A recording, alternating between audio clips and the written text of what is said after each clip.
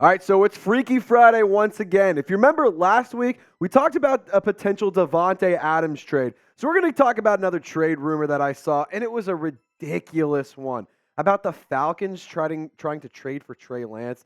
So let's react to it. I mean, it's July, it's football, nothing's really going on outside of the quarterback series on Netflix. So let's talk about this series and this trade idea, and let's react to it. And I'm just going to give my thoughts. And I'm also going to kind of give my perspective here of if the Saints were to trade for Trey Lance, how it would affect the team. But we're in the July sub-battle. And as always, Saints are kicking the Falcons' ass. So let's keep it moving, keep hitting that sub button, and let's get to 300 subs before they can even get to 100. I think that would be hilarious. Let's just make this the biggest beating of the Falcons since last time we played them, and hit that sub button, lock us in, and subscribe today. All right, so Wayne Breezy, he covers the 49ers. He's a content creator. He tweeted out, rumor has it that the Falcons have reached out to the 49ers about the availability of quarterback Trey Lance on Monday, per CJ Golson. So, my initial reaction is this is probably a big reach. This is probably a big-time exaggeration or big-time, like, oh, well, maybe it would make sense for them to reach out. It just doesn't really make any sense to me. I don't think there's any real traction behind it. I don't think the Niners are getting Trey Lance, or the Falcons are getting Trey Lance anytime soon. But, I mean, there could be reasons why the Falcons would want to trade for Trey Lance, and there's reasons why the Niners would be willing to trade Trey Lance away. So the Niners, they view Brock Purdy as their guy. They think that he was a phenomenal asset. He was a phenomenal football player. He only lost in one game that he played last year, and it was a start against the Eagles when he got hurt in the first quarter. Like, he played a phenomenal season. Mr. Irrelevant made that nickname just an absolute laughingstock. And then they also could get some draft capital back. They had to sell the farm to go and trade up to get Trey Lance in the first place. So they could recoup some of that potential draft capital back. The 49ers, they do understand that Trey Lance needs time to develop and needs time to still work out some of those kinks. I mean, he's had a very, very limited sample size in his short NFL career. And the injuries and inconsistent play are of concern to Kyle Shanahan and the 49ers organization. And then another reason, they signed Sam Darnold in NFL free agency this offseason. So, you know, my take on this and just the more thoughts that I have, the Falcons should at least give Desmond Ridder a chance. Plus, are we sure that Trey Lance is that much better? Like, have we really seen that much better production from Trey Lance? Because, I mean, the numbers don't really say that. I mean, the numbers, sure, a little bit better, but, like, it's still very limited. You know, I mean, 59.9 or 54.9 completion percentage, you have a sub 55 completion rate as opposed to 63.5. I mean, that's pretty dang impressive. And Trey Lance, he's only played in a handful of games and he had 797 yards. He hasn't even been able to get 800 yards, not even 1,000. 3 touchdowns, 5 interceptions, as opposed to Desmond Ridder's 2 touchdowns to 0 interceptions. Now, Trey Lance does have a very intriguing skill set in his legs. He was able to rush for 235 yards.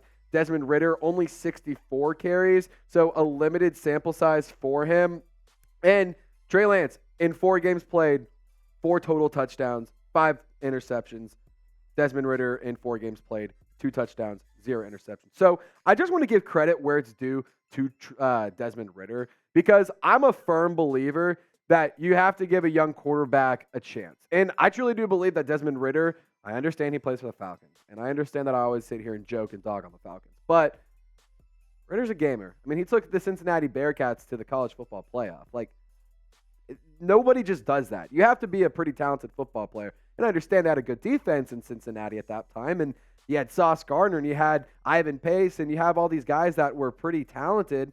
But, I mean, I'm not really, you know, I'm not really sold on the fact that you can call Desmond Ridder a bust or he's not really all that. You have to give him a chance. You have to give him a fair shot. Every quarterback, whether you're taking first overall or last overall, you should at least get a shot. If you have the talent to be able to do it, you should at least get the opportunity to showcase your skill set, especially when you're taken earlier in the draft. Like, come on, give him a chance. Don't throw him to the Wolves and expect him to win a Super Bowl, you know, right as you get into the field. you got to give it a shot to develop, learn the game of the NFL speed. And you also have to be able to learn how to play with your team. So I also want to take a look at Desmond Ridder's numbers by week. So in his last four games for the Atlanta Falcons, they had Marcus Mariota starting last year. Weeks 15 through 18, Desmond Ridder took over. Against the Saints, he lost 13 for 26. He had 97 yards, 0 touchdowns, 0 interceptions. I don't think it was really anything that crazy. Saints kind of shut him down, but that's what they do against the Falcons. Baltimore, you did lose 9-17. You had 22 for 33 completions to attempts, 218 yards, 0 touchdowns, 0 interceptions. Against the Arizona Cardinals, he gets his first win, 20-19. He went 19 for 26, 169 yards, 0 touchdowns, and 0 interceptions. And then on top of that, against the Buccaneers, they did beat them in the last game of the regular season last year, 30-17. And he played decently well, 19 for 30, 224 yards, 2 touchdowns, and 0 interceptions. And one more thing about Desmond Ridder. It wasn't incredible whenever he was playing. Like, it wasn't anything to go nuts over, but you got to give him a fair shot, like I said. I'm not sitting here saying that Desmond Ridder is going to be a, career franchise quarterback. I'm not necessarily sold on the fact that he can do everything you want him to do just right off the bat, but I do think that the Falcons went and invested in him. They took a draft pick on him. They took the gamble and the risk to bring him in. So I think that you should at least let it work out. And I would say the same thing if the Saints drafted Desmond Ridder. I mean, give him a shot. Let him try this thing out. Let's see what we got here, and then we can move on and see what happens. So I want to see what you guys have to say about this question. Who's a bigger threat against the New Orleans Saints? Is it Desmond Ridder, or would it be Trey Lance if they traded for him, obviously? So type DR for Desmond Ridder, type TL for Trey Lance. Let me know in the comments section. Something that we like to do here at Chat Sports is have the audience interact with us. So get in the comments section, get active, and share your thoughts. Show off why Saints fans are the smartest fans in all of sports.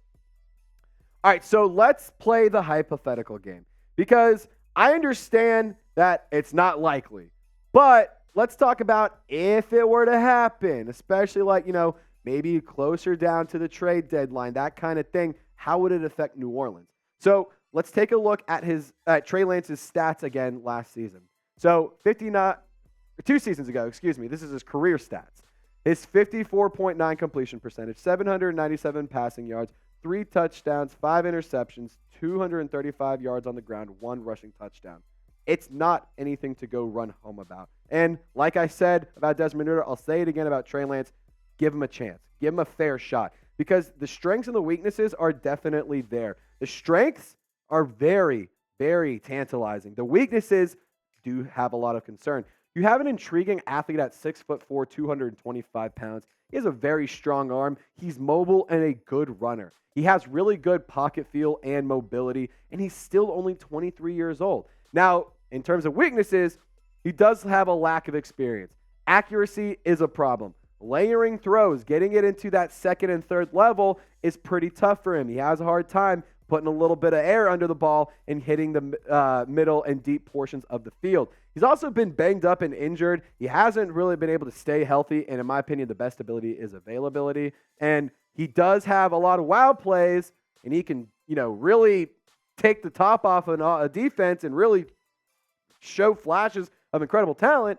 However, he misses the easy layups, and that's something that you cannot do as a starting NFL quarterback. So even if the Falcons were to trade for Trey Lance, I wouldn't be worried. I'm going to be honest. I would not be concerned about it, because I think that Trey Lance is a fine football player. I'm not sitting here saying he's a terrible football player, but I don't necessarily think that Trey Lance fitting in the Falcons offense would really do that much of a big difference. It wouldn't move the needle for me really at all. So be honest with me, Saints fans. Let me know. Would you be worried if the Falcons traded for Trey Lance? Type W for, man, I got worries out the ass. I could not be more worried about it. I would be a little bit scared, a little bit concerned. Or type nah in for nah, I'm not really that worried about it. Kind of like me. It just really wouldn't get my feathers ruffled or anything. I think I would just be like, okay, cool, just another quarterback we'll just beat the hell out of. So to round things out, I'm not necessarily sold on Lance. I haven't been sold on Lance.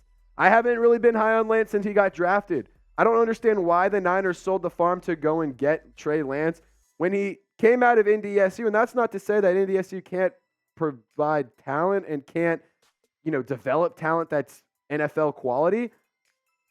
But you didn't play all that much. The numbers were good, but of course they're going to look good when you're a phenomenal athlete and you're playing against the FCS. Like, let's call it for what it is. It's not the SEC. It's not the Big 12. It's not the Big 10. Like, you know what I'm saying? Like, you're not – if Trey Lance were to ever play like at Georgia or an LSU or an Ohio State during his collegiate career, it would have been a bloodbath. You just have to call it for what it is. And the injuries are a concern for Trey Lance, like we've been talking about this whole time.